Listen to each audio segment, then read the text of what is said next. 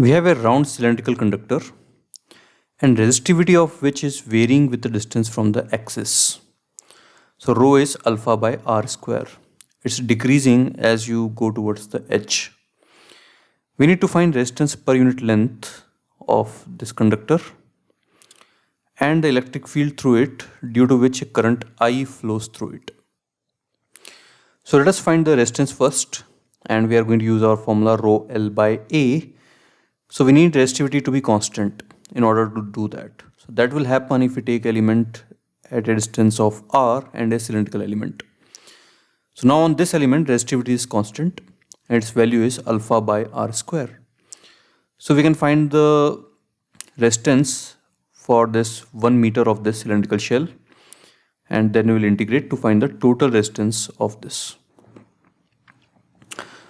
So dr for this shell is rho L by A, rho is rho r, which we'll put here, length is 1 meter, and area will be this cross-sectional area because the current is flowing in this direction. So 2 pi r dr. So put the value of rho r as alpha by r square, you get this.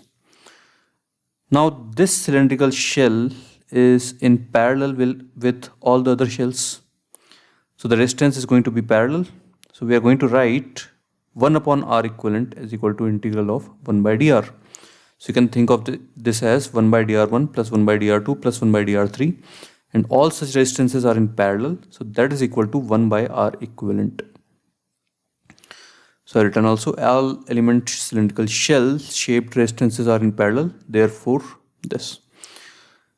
So now we put the value 1 by dr from here and we integrate from 0 to r naught and get our r equivalent. This is the answer.